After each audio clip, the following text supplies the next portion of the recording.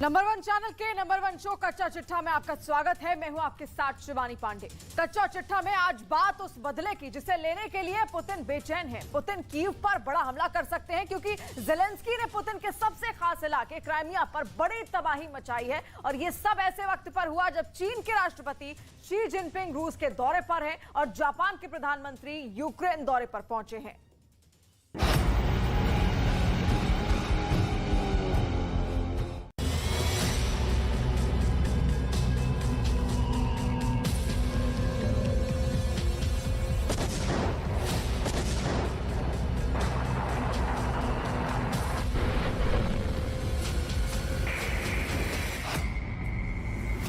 जिस वक्त Xi Jinping Moscow में पुतिन के साथ बैठकर यूक्रेन पर चर्चा कर रहे थे, तब बखमूत में अपनी फौज को मरता देख ज़ेलेंस्की ने बटन दबा दिए और फिर यूक्रेन में ड्रोन अटैक शुरू हो गया।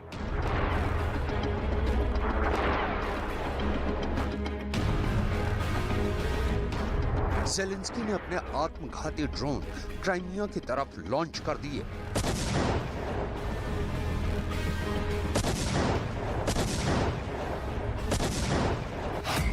ज़ेलेंस्की का टारगेट बना पुतिन का मिसाइल गोदाम, जहां से पुतिन की कैलिब्र मिसाइल रूस की ब्लैक सी फ्लीट को ट्रांसपोर्ट की जानी थी।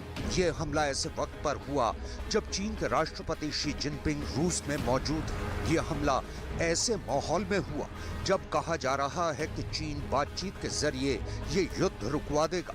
यह हमला बताता है कि ज़ेलेंस्की ने सुलह की सभी कोशिश को नकार दिया है। यह हमला बताता है कि ज़ेलेंस्की नहीं चाहते कि शी जिनपिंग युद्ध खत्म कराने के लिए उनका पुतिन से समझौता कराएं।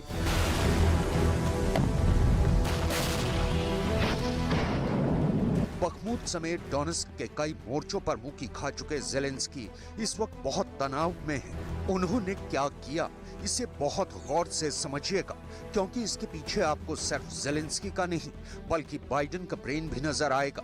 कीव का दौरा करने के बाद बाइडेन ही यूक्रेन के बड़े फैसले कर रहे हैं। बाइडेन जो कह रहे हैं वो ज़ेलेंस्की खुशी खुशी करने को तैयार है।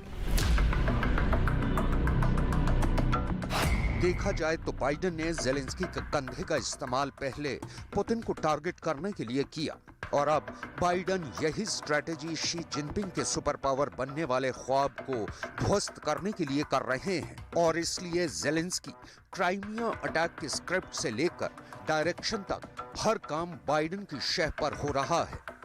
Звичайно, постійно перебуваю на зв'язку з нашими військовими, з командувачами. Усе, що ми робимо, усе, що робить держава, підпорядковано одному завданню – дати кожному нашому воїну більше можливостей битися, дати кожному нашому місту більше. ज़ेलेंस्की के ड्रोन अटैक का टारगेट पुतिन की नाक कहा जाने वाला क्राइमिया बना है। पुतिन की ब्लैक सी फ्लीट क्राइमिया में ही तैनात है और यहीं से पुतिन अपने काला सागर वाले ऑपरेशन अंजाम देते हैं। यहाँ तैनात जहाज कैलिब्र मिसाइल से लोड किए जाते हैं और उसके बाद ये वॉरशिप यूक्रेन पर मौत की बारिश करते हैं।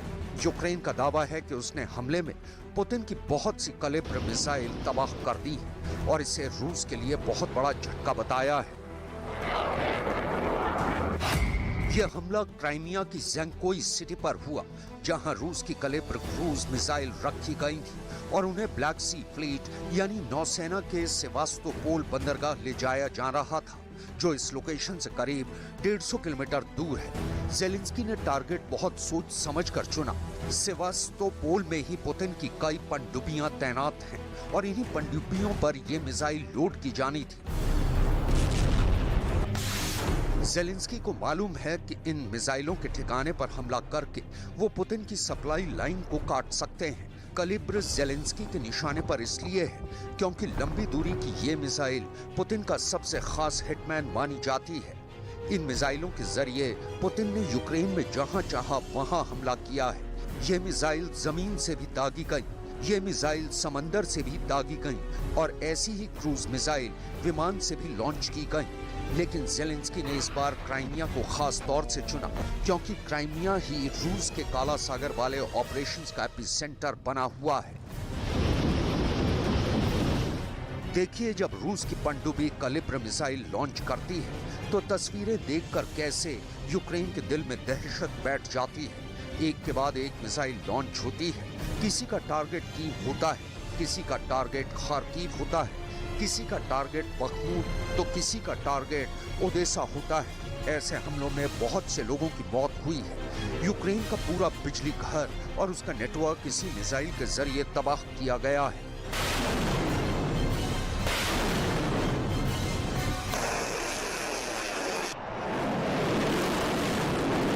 Треба постійно посилювати тиск за терор, тиск в нашій обороні, у санкціях проти Росії, у знищенні шляхів обходу санкцій Російською державою та її компаніями, у політичному та юридичному тилу. पुतिन इस वक्त बहुत एक्टिव हैं। शी जिनपिंग के दौरे से पहले वो 18 मार्च को क्राइमिया गए थे। 2014 में रूस ने इस इलाके को यूक्रेन से काटकर अपने में मिला लिया था और पुतिन इसके 9 साल पूरा होने पर पहले क्राइमिया गए और फिर उन्होंने मारियोपोल का भी दौरा किया। ये पुतिन की तरफ से ज़ेलेंस्की और बाइडेन को एक बड़े चैलेंज के तौर पर देखा जा रहा है। कलिब्र 1500 से 2500 किलोमीटर की दूरी तक अटैक कर सकती है।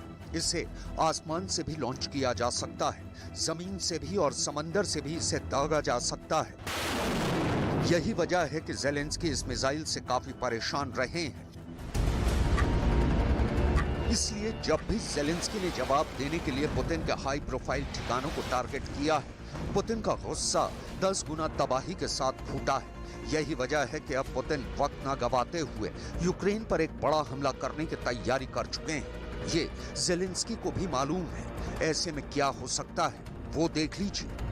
पहली मिसाइल, दूसरी मिसाइल, तीसरी मिसाइल, ऐसे ही कई हमले अब यूक्रेन पर लगातार हो सकते हैं, जिनके टारगेट पर यूक्रेन के कई शहर होंगे और इसमें ज़ेलेंस्की का बंकर भी हो सकता है। जब जब पुतिन का गुस्सा ज़ेलेंस्की पर फूटा है, उसमें 2 बड़े हथियारों की भूमिका रही है। इनसे ज़ेलेंस्की भी बहुत घबराते हैं। पुतिन के 2 सबसे खतरनाक हिटमैन देखिए। पहली है कलिब्र मिसाइल और दूसरा है शाहिद 136 आत्मघाती ड्रोन। इन दोनों ने ज़ेलेंस्की को बड़े बड़े झटके दिए हैं।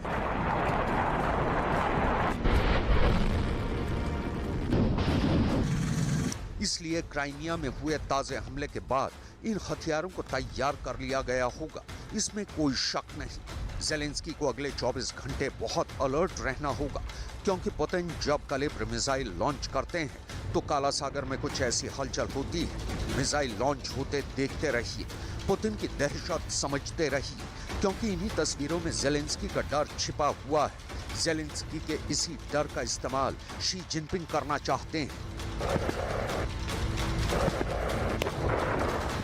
邻国也是战略协作伙伴国，这样一个定位决定了呢，我们彼此之间有着非常密切。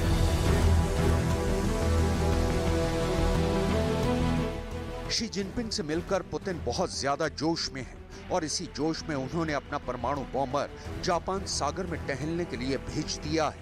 ये रूस का स्ट्रेटेजिक बॉम्बर Tu-95 है, जो जापान सागर पर उड़ान भरने के लिए तैयार है। जापान और रूस के संबंध भी तनाव भरे रहे हैं और अब अमेरिका के लगातार दखल के बाद पुतिन भी प्रशांत महासागर में अपनी ताकत लगातार दिखा रहे हैं।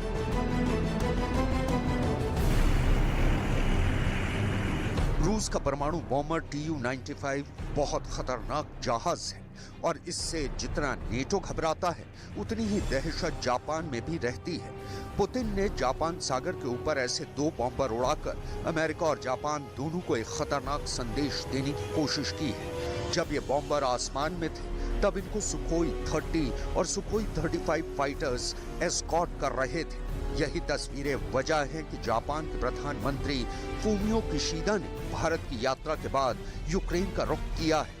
इसलिए यूक्रेन युद्ध के लिहाज से ये दिन काफी चर्चा में है, क्योंकि एक तरफ जब शी जिनपिंग रूस में पुतिन से मिले, तब दूसरी तरफ ज़ेलेंस्की से मिलने जापान के प्रधानमंत्री का आना काफी अहम बात है, क्योंकि जापान चीन का विरोधी देश माना जाता है।